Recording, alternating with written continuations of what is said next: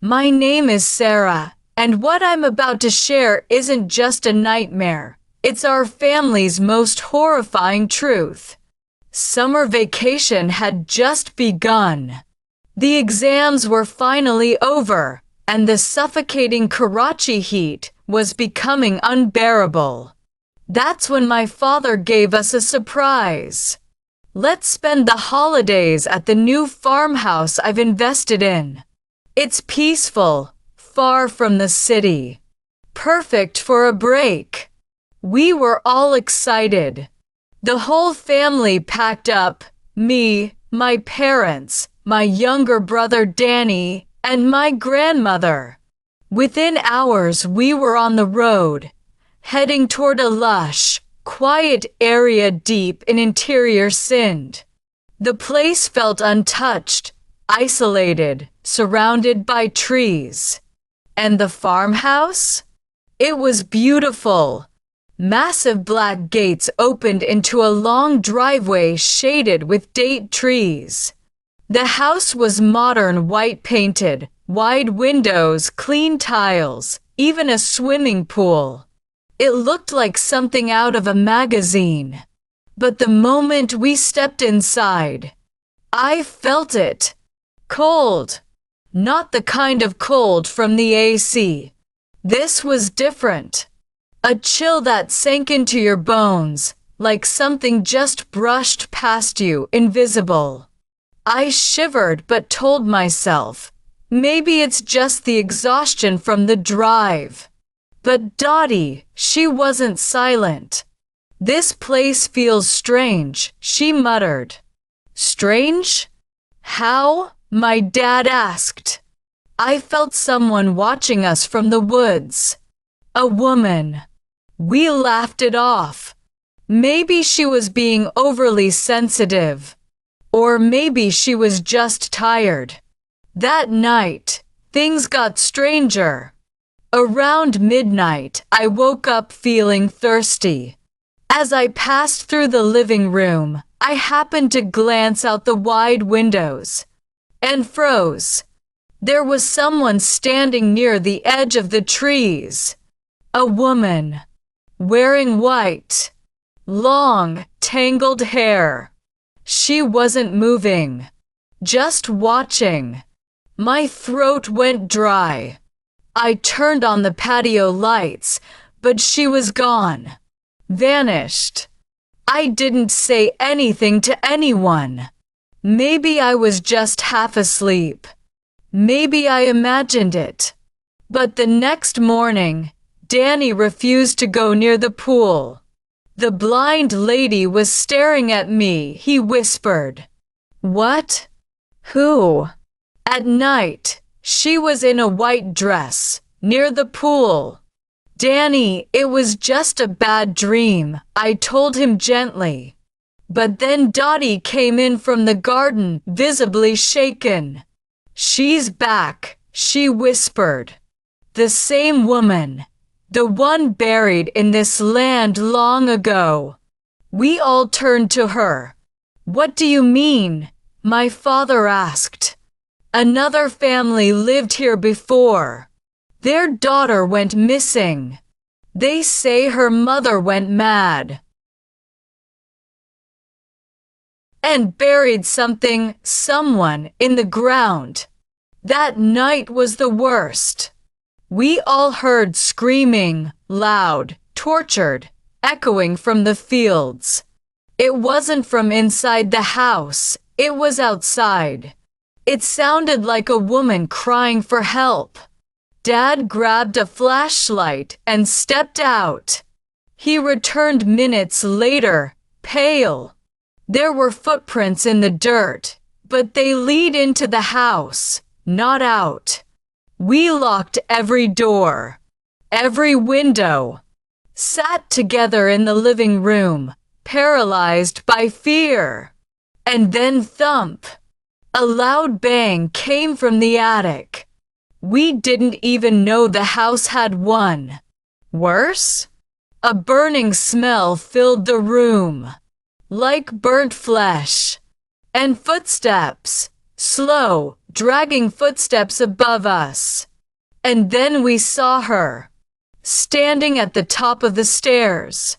White dress, hair covering her face, and her head tilted unnaturally to one side. She stood there, breathing, watching. We screamed. But after that, there was only silence. Pure, terrifying silence. Mom was sweating. Danny clung to me, trembling. Dottie had her prayer beads in hand, whispering verses, but even her tasbih shook in fear. Dad took charge. "We're leaving. Now." But when we checked the time, it was 2 a.m. And the road outside? Pitch black. Not a soul for miles. No city. No signal. Nothing but jungle and deathly silence. Leaving at this hour could invite something worse, Dad said grimly. We all agreed. We'd spend the night together in the living room and leave at first light. We laid out mattresses. No one wanted to be alone. The lights stayed on. We played Quranic recitations from our phones. Everyone's face was pale. And then, knock, knock, a soft tap on the window. We froze. Dad slowly peeked behind the curtain. Nothing. Then a scream. Not just any scream. It was the kind that tears through your soul. A woman's voice. Crying. Begging. First near the pool. Then near the garden. Then right outside our door. Don't leave me alone in the dark. Dad checked the lock. It was still shut. Then, suddenly, a blinding light blasted through the windows, as if the whole farmhouse was engulfed in flames. Everything turned red. Our room lit up like a furnace. We ran to the window, but outside? Complete darkness. No fire. No light.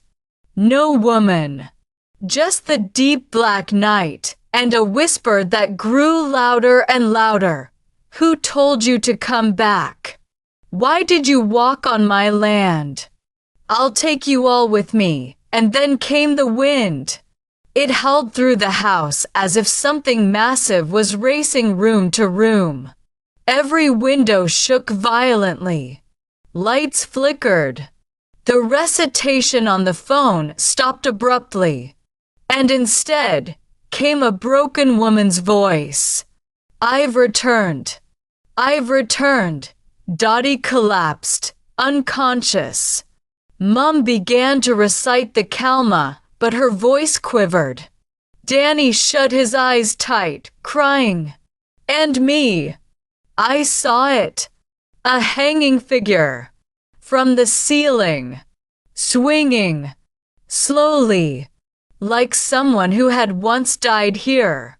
Like it was her house all along. Then, the door creaked open. No key. No sound. Just slowly, it opened itself. And from the darkness, a little girl's giggle. Wanna play hide and seek? Then it happened. The far azan began. The first word echoed like a wave through the house. Suddenly, everything stopped. The howling wind. The whispers. The knocking. The shadows. Gone. The atmosphere shifted. Peace began to return. As the first rays of light lit the windows, our hearts calmed slightly. And when the sun finally rose, we didn't waste a second.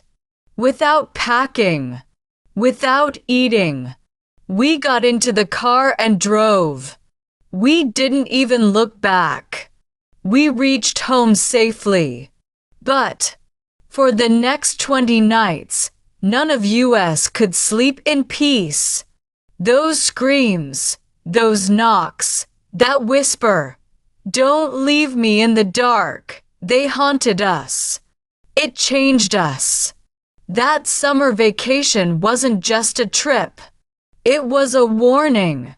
And some nights, when I lie awake, I feel she's still watching, waiting.